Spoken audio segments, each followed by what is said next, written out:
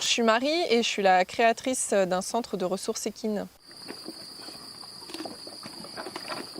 Ce que j'adore faire, c'est le soir, je vois si mes exercices que je fais en journée, j'arrive à les faire le soir. En fait, le cheval, il perçoit le moindre mouvement, il perçoit nos battements de cils. Souvent, ils dorment couchés, on les entend ronfler, on les entend rêver.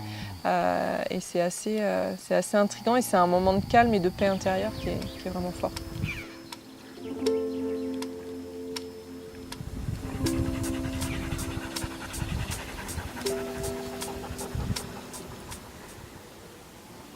Je m'appelle Marie, j'ai 34 ans et je suis originaire de Saint-Malo en Bretagne. J'ai perdu mon papa en 2009 et dans ce cadre-là, je me suis fait aider pour un peu surmonter le deuil et cet accompagnateur me disait a qualifié ma vie de merdique. J'avais mon petit cocon, ma petite bulle de sécurité et je ne l'ai vraiment pas compris, je l'ai vraiment mal pris au début et je ne savais pas où il voulait en venir. Et finalement, ça a été vraiment la décharge électrique qui m'a fait prendre conscience qu'il fallait que je parte. Et donc j'ai quitté travail, appartement, amis. Et je suis partie direction Montpellier avec ma petite voiture et ma remorque. Je lui demandais à chaque Noël, à chaque anniversaire, « Mais que veux-tu ma fille ? Mais je veux un cheval !» Donc j'ai beaucoup de petites figurines chez moi. Mais je n'avais pas ce vrai cheval qui m'apporte... Et quand il est parti, ça a été le cadeau symbolique et je me suis acheté mon premier cheval, un amour, qui avait 3 ans et c'est là que l'aventure a commencé.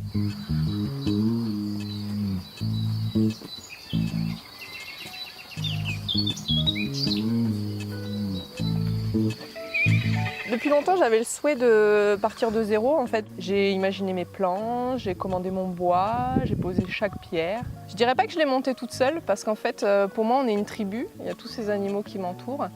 Et la force, en fait, souvent je dis mon cheval, c'est mon oxygène. C'est vraiment lui qui me donne la force dans les journées difficiles.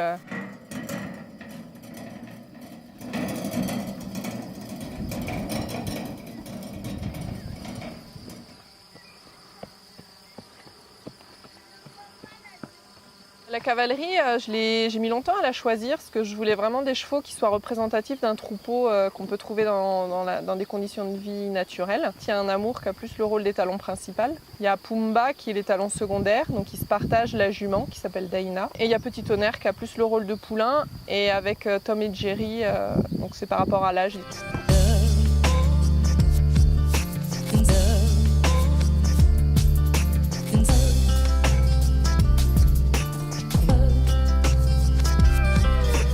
L'idée, c'était quand même de recréer un groupe mixte pour justement les observer et voir quelles étaient les interactions qu'ils avaient. Le cheval, c'est un être non-verbal, donc il ne parle pas. Et nous, on a 90% de non-verbal et 10% de mots. Donc le cheval, en permanence, il nous scanne et il arrive à savoir qui on est. Et, on ne peut pas lui mentir, en fait. Mais à la fois, il ne nous juge pas, donc il est gentil. Je suis passionnée d'éthologie. L'éthologie, c'est la science du comportement du cheval.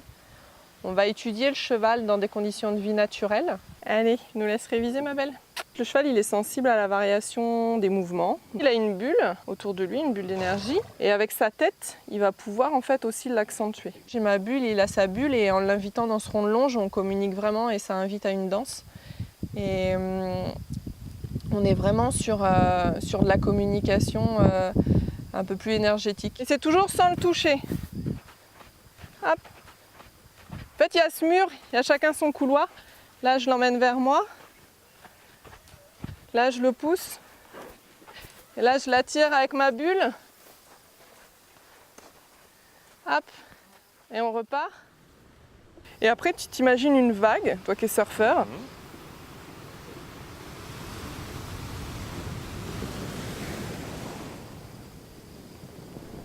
Ça va être plus simple pour la deuxième fois, il va dire « Ah ok, quand tu fais ça, moi je veux que tu recules. » Ça sent les arts martiaux, c'est bien.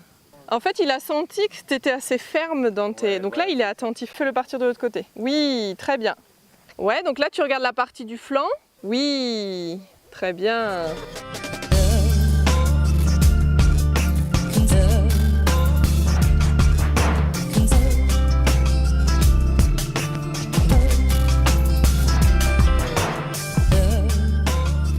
Je me déconnecte, il est avec moi.